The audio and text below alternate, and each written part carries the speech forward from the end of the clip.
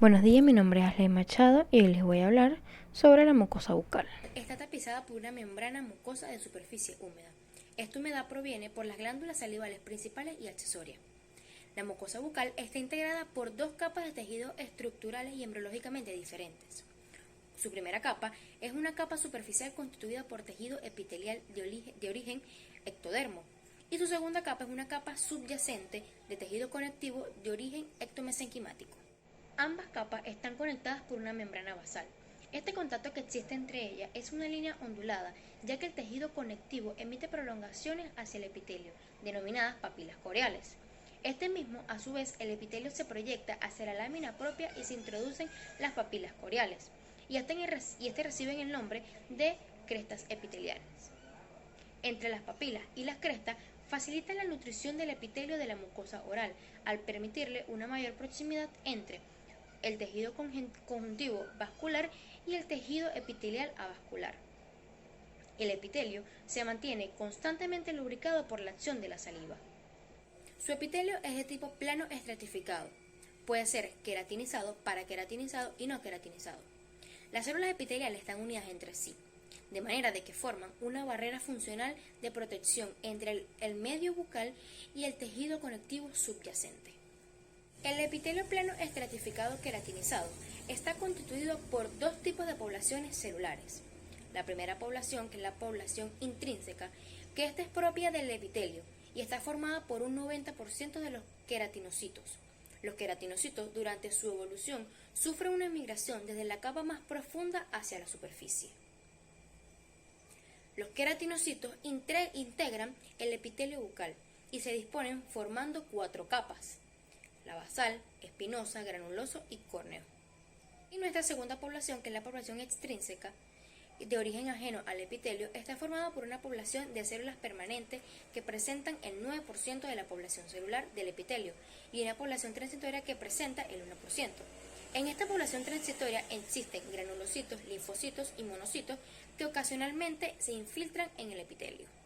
El epitelio plano estratificado paraqueratinizado, sus características son iguales que el queratinizado a nivel de los estratos espinoso, granuloso y basal son de muy poco desarrollo. El estrato córneo es delgado y aquí las células conservan sus núcleos y algunas organelas celulares hasta que se descaman. Los núcleos son pignóticos con cromatina densa y las células son acidófilas y presentan una gran cantidad de filamentos. El epitelio plano estratificado no queratinizado se diferencia del epitelio queratinizado porque no produce la capa superficial córnea y carece de estrato granuloso. Las capas de un epitelio no queratinizado son la capa basal, la capa intermedia y la capa superficial. La lámina propia es el tejido conjuntivo de espesor variable, da sostén y nutrición al epitelio, y esta función se esfuerza por la presencia de las papilas que llevan los vasos y nervios. La lámina propia se adhiere al periósteo o bien se dispone recubriendo la submucosa. También encontramos vasos sanguíneos, terminaciones nerviosas sensoriales que recorren la información sobre la percepción del dolor, la temperatura, el tacto y la presión. Está formada por tejido conectivo laxo. Este une a la mucosa a los tejidos subyacentes. Puede existir como una capa separada y bien definida o faltar cuando el corión está adherido firmemente a la estructura ósea. Hay submucosas en las zonas que requieren movimiento y que no están expuestas directamente al choque masticatorio. La mucosa se puede dividir en tres tipos principales funcionales.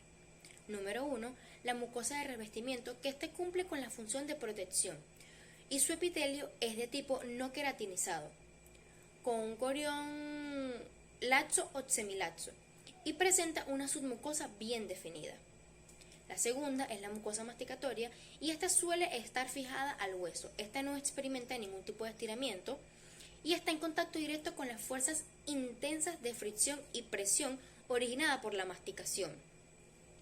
Su epitelio es queratinizado o paraqueratinizado con numerosas crestas epiteliales, sobre todo en la encía, y presenta un corión semidenso o denso. Y por último, la mucosa especializada, que su nombre se debe porque está alojada a los botones gustativos intraepiteliales y tienen una función sensitiva destinada a la recepción de los estímulos gustativos.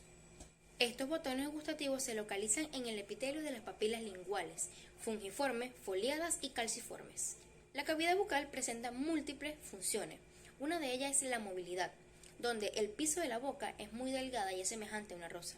Esta característica le permite a la lengua realizar múltiples funciones. La mucosa de la mejilla, por su parte, favorece los movimientos de la mandíbula. El velo del paladar no tiene la misma flexibilidad. Este se adapta a movimientos un poco más simples. La movilidad de la boca cumple con darle la movilidad para completar la trituración de los alimentos, mientras que la encía y la cara interna de las mejillas, al ser lisas, cumplen con el papel de facilitar el paso del bolo alimenticio. Otra función es la sensibilidad de la mucosa bucal. Esta varía depende de la zona. En el piso de la boca y en la cara interna de las mejillas, esta es nula, pero es muy delicada en los labios, ya que ahí es donde capta la necesidad de la apresión y de los contactos exteriores. En el velo del paladar es mucho menos percibida, pero la sensibilidad es más sutil en la lengua, ya que ahí es donde es extremadamente fina para la percepción táctil y corresponde y responde a muchas sensaciones gustativas. Otra función de la cavidad bucal es la protección. El papel protector de la mucosa no es solo el tegumento común que forma una barrera impermeable, sino que también por la presencia de calprotectina tiene un poder bacteriotástico propio. Otra función es la digestión. En la saliva existe una enzima llamada amilasa salival, que ésta se inicia el metabolismo en los hidratos de carbono. Otra función es la absorción.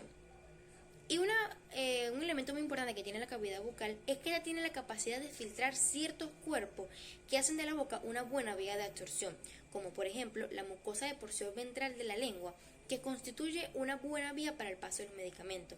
Por esto es que se dice que se puede colocar el medicamento sublingual para que haga un mejor efecto. Y otra función es la excreción, donde ciertas zonas de la encía tienen el poder de eliminar algunas sustancias. Y así culminamos esta exposición. Espero que les haya gustado. Gracias.